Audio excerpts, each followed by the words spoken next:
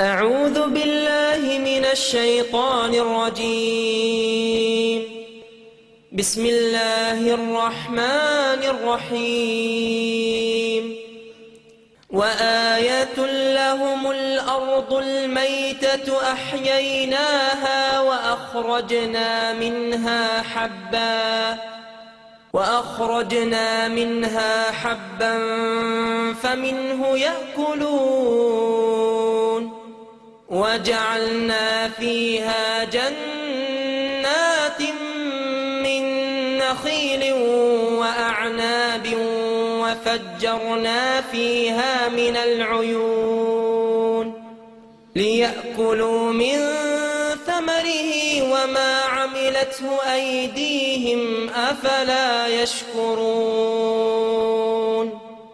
سبحان الذي خلق الأزواج كلها مما تنبت الأرض ومن أنفسهم ومما لا يعلمون. وآية لهم الليل نسلخ منه النهار فإذا هم مظلمون. والشمس تجري لمستقر لها ذلك تقدير العزيز العليم. والقمر قدرناه منازل حتى عاد كالعرجون القديم.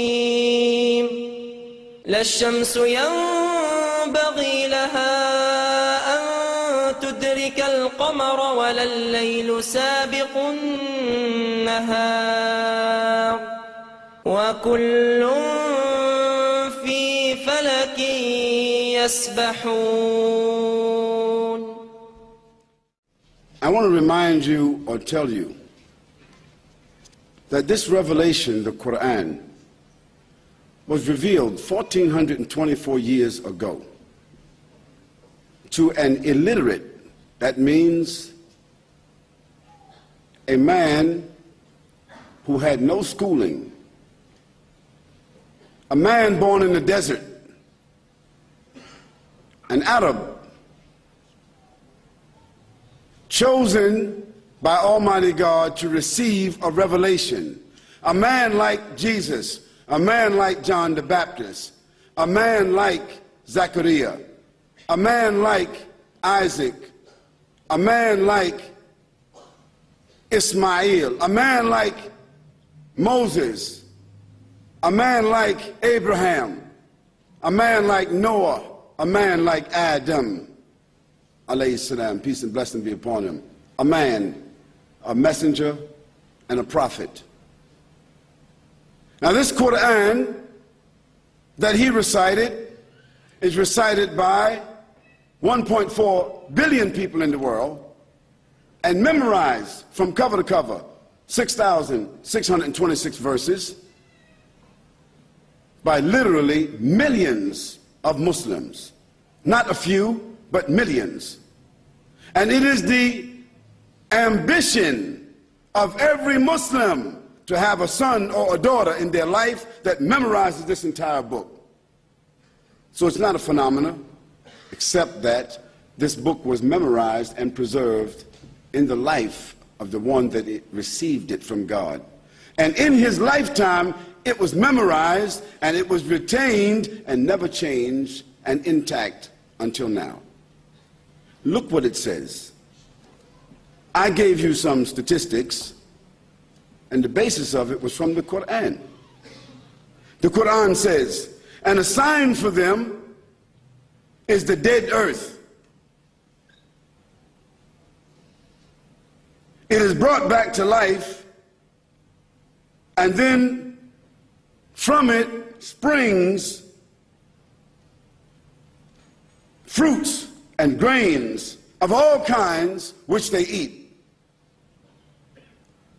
And we place therein gardens and palm trees and grapevines, and cause them to burst forth therein some springs that come from the ground that man doesn't control himself. And there he creates his industry.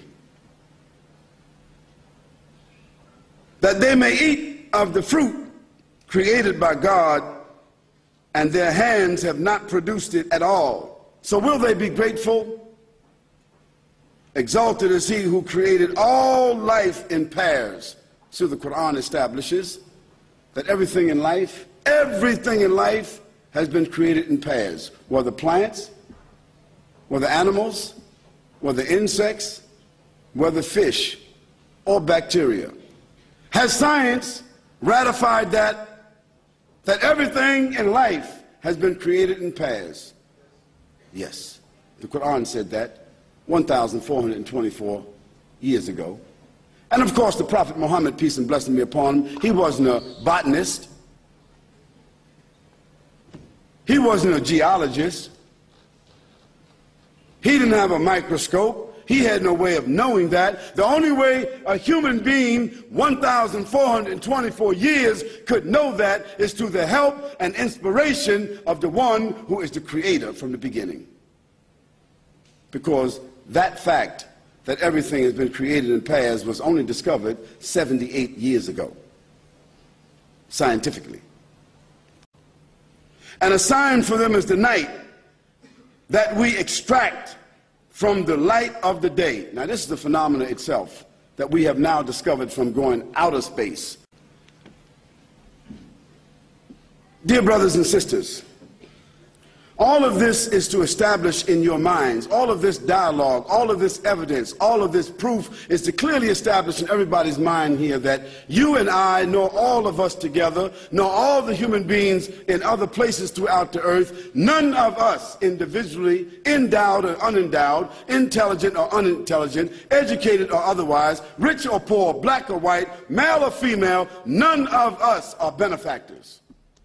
Who's the benefactor? Who's the benefactor? God, the Almighty, the Creator, your Lord, my Lord. This was established by those prophets and messengers, those extraordinary human beings that I spoke about a few moments ago. That was already established. I didn't need to come here and establish that. I just need to come here and remind you of that. Now, those extraordinary human beings were the ones that came to tell other human beings who thought at that time that they were somewhat sophisticated. Isn't that, you know, this is unique about humans. At every age, even 5,000 years ago, they thought they were modern. At every age, human beings, no matter what stage of development they are at, they think that they are modern and more sophisticated than others. This is the nature of human beings. Yet all of them don't seem to ponder on the fact that they're only here for a moment.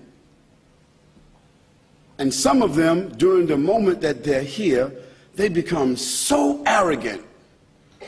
They begin to say that we are the owners, we are the peacekeepers, we are the organizers, we are the administrators, we are the ones who created ourselves, determine for ourselves, legislate for ourselves and others, and we own everything and we determine everything. Isn't there some people that say that? You're either with us or against. And don't give man a few tools that he can use, a few things that he can throw or some missiles that he can shoot. He really becomes arrogant. Then when Abraham went to Pharaoh and talked to Pharaoh, Pharaoh told Abraham, why should I worship your God? Why? I have command over life and death. Anybody I want to die will die. Anybody I want to live will live. What did Abraham say to Pharaoh? The one you kill, bring him back to life if you got power.